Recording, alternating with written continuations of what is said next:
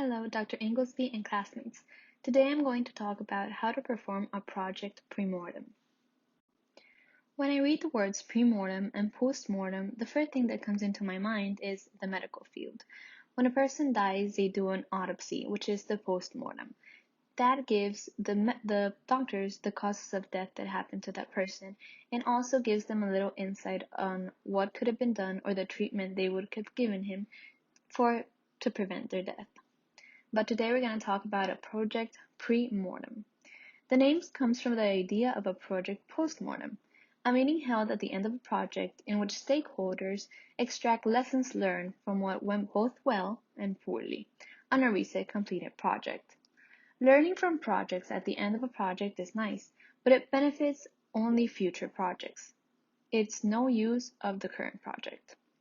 A pre-mortem attempts to shift this learning to the start of a project, and stakeholders are asked to think of everything that could go wrong during it. Understanding what doesn't work and trying something new is a great way to iterate and improve your processes. That's exactly what a project premortem does. Then, when you move into a project execution, you're better equipped with the knowledge of what won't work and what will. There's a quote that Thomas Edison said, "I have not failed, I've just found 10,000 ways that won't work." This is an example of a premortem. He was thinking and doing and having failed projects, but thinking of what could have been done in order to have success. A premortem is defined as a managerial strategy in which a project team imagines that a project or organization has failed and then works backwards to determine what potentially could lead to the failure of the project or organization. This happens in our daily lives. We have several projects that lead to failure, but that could have been prevented if we really thought about it. I have two examples here. The first example is a few people exercise and eat right before they realize their health is failing. Come on, you can feel yourself slowly getting out of shape, so that could have been prevented by having good nutrition and a good training plan. And the second example is, you rarely see anyone keep up their car before it breaks down. You know if you never change your oil, your car is going to die. These are some basic examples that we could see and observe on our daily lives that it's small projects, but we could have prevented from them failing.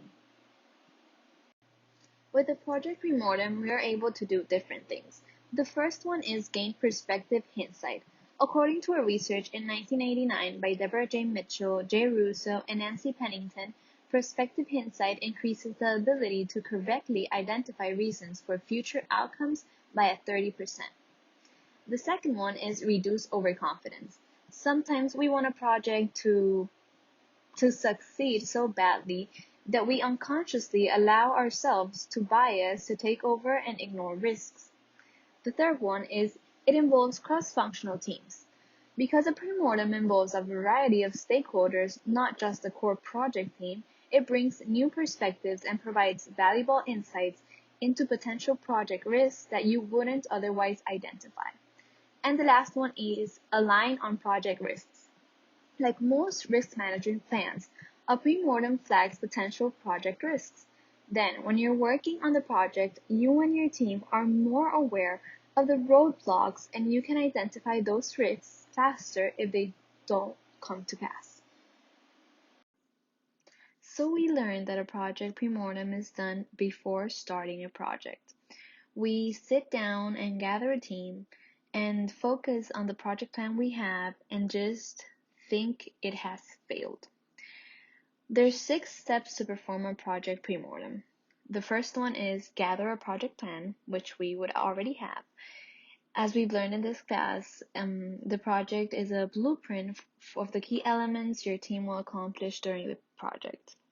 Some of the things that it should include are the goals, the key metrics, stakeholders and their roles, budget, deliverables, timeline, and a schedule with a communication plan involving all the team. The second step for our premortem would be to invite relevant stakeholders.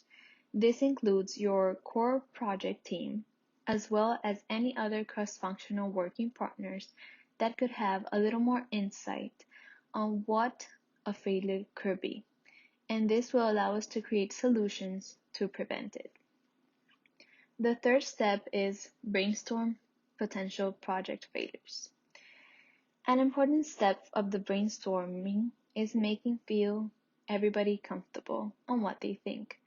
Sometimes people are afraid to speak out because they might say something that's not really relevant, but this could lead to a failure. When doing the brainstorming process, we can use the sticky note method. When we gather everybody in a meeting, we give them a little piece of post-its, and then everybody needs to write down the possible failures they could think of. And at the end, the fourth step is share those risks. Everybody has given their reasons why the project has failed. Then we allow everybody to go through them, and we identify the risks that have a high likelihood and choose around 10 to focus on. Our fifth step is identify risks with a high likelihood. So we do that, we gather the ideas of failures, we identify which are alike and that could be gathered like in a certain term. And then we review and revise our project plan. After this provides a game plan we can follow. The same thing is done, but now we brainstorm solutions to correct those possible failures. You can never be too cautious while working in a project. Some of the benefits of conducting a project premortem are the following. First, it overcomes blind spots and optimism bias. Since we are just set for the project to succeed when we go through the project plan, we might miss some things. So that premortem gives us the idea of steps that we could have missed or project failures that we could have gone through and we would forget. And also it generates more ideas since we have a cross-functional team and not just the team that's working on the project. It gives us a little more variability of what could go wrong and what the others think as well. The third one, it encourages those who are usually quiet to speak up. This is relatable to me. I am not really keen on speaking up when I think something and I would prefer to write it down. Many people are that way. They just are more expressive and sincere on what they write down rather than what they speak out loud. The fourth one, it can be done early on in a project. Once you have your project plan, you could also set a meeting a day after it to discuss the premortem and just think thoroughly about the project and work with the whole team. And it rewards people from being imaginative. It gives you those little ideas that the people are thinking that you could possibly just go out of hand. But once you have it on paper, on a sticky note, or on a board online, it lets you think about it and gives you the solutions to prevent it. Since most of our classes are online, I found it helpful to research for an app that would allow us to do a project premortem in a quick and easy way. The best one I found was this funretrospectives.com. It allows you to identify the project plan, which in this case would be a failed exam. The disaster of this would be dropping or failing a class. And when you have the project plan and you have the failure ready to think about, you think about all the possible things that could have been prevented to find a solution and have success in that project. So in this case, my possible failures would be not prepared for the class, didn't understand the subjects at all, and it's difficult subjects that need a lot of study time. So then we think about solutions that could prevent that to be able to have success. And the first one, it would be to organize the materials needed and take due dates into consideration. The second one would be arrange an in-person meeting with a professor for him to explain what you didn't understand. And on the third one, it would be highlight and take notes and also create study guides for that class for it to be of help. I really like this app because it lets you add members to your group, which allows them to develop their certain ideas, and then it would be beneficial because you could create a Zoom or Teams meeting, which would allow you to discuss all the possible failures that you come up with and then prepare the solutions to handle that project.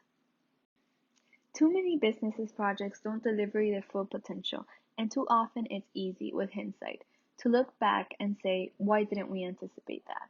We should always use a project premortem analysis at the start of every project, even a big company project or everything in our daily lives, to have a better chance of a healthy and happy life.